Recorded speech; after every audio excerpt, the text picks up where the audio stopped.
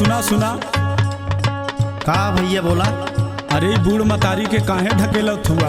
अरे दिन में बैठी रहा थी, न कोनो काम न कोनो काज के, तो का करब इनका धाई के। अरे भैया सुना, हमार बात सुना। सुनावा सुनावा भैया। माई वाला कर जाना ही बारा ले बाराई हो।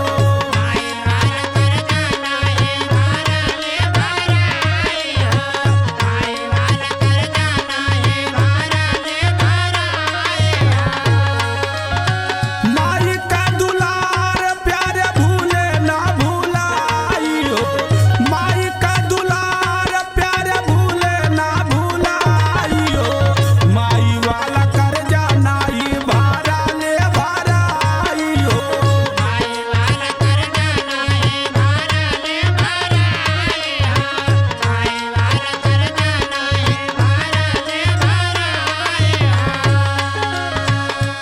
सुना हमार बात ध्यान से भैया। धरती से ऊंचा बाटे माई का स्थान हो।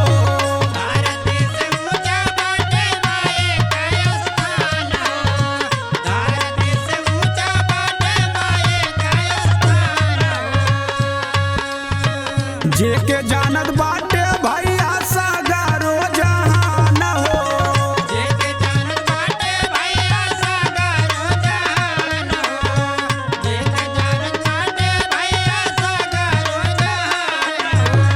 धरती से ऊंचा बाटे माई के स्थान हो।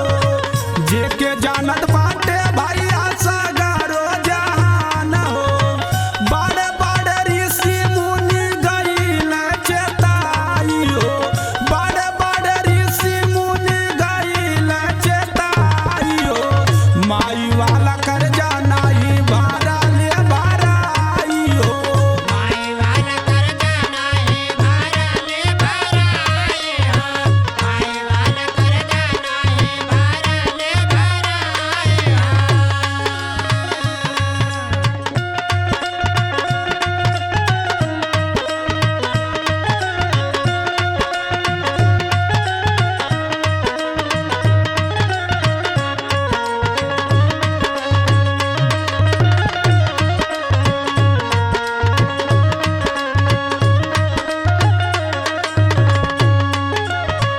आज जवन तू इतना बड़ा होके साण यस भयल हुआ, ये माई के देन है ये भैया। और सुना सुनावा। सेवा करवा दे सरवन ताजी दिहले नार हो।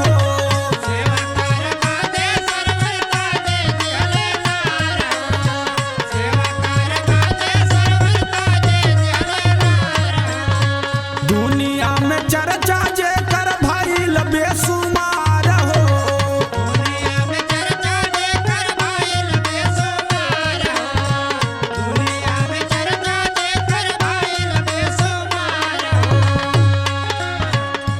श्रवण कुमार वो अपने माइये के लाल रहने, जवन की अपन पूरा जीवन अपने माई बाबू के सेवा में गंवा दहने।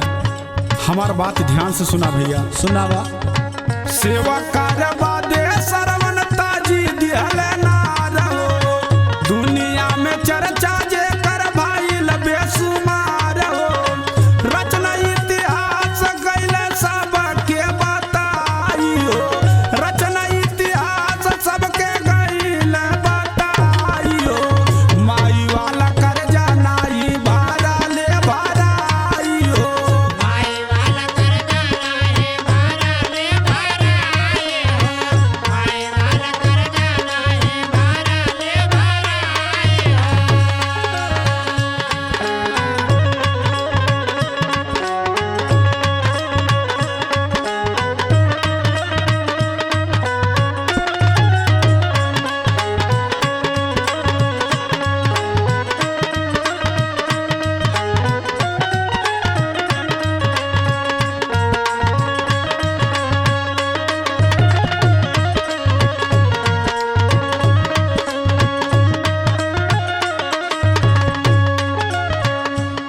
ई मतारी कितना कष्ट सही के जियौले होई, ई तोहके पता ना है। हमार बात ध्यान से सुनिया। बतावा भैया। नव माह नव दिन कोखिया में ढोवा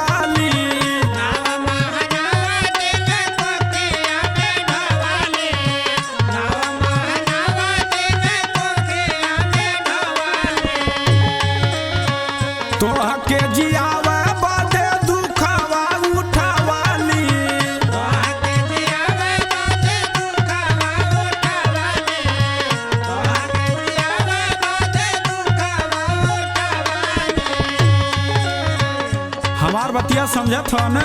समझत है भैया, अब धीरे धीरे आँख खुलत हमार। हाँ तो ध्यान से सुना। सुनावा भैया। नवमा नवा दिन कोठिया में ढोवाली, तो के जियावे बदे दुखवा उठवाली। बीरज सराना देखा गाय के सुनाई हो, बीरज सराना देखा गाय के सुनाई हो। माई वाला कर जाना ही बारा ले बाराई हो।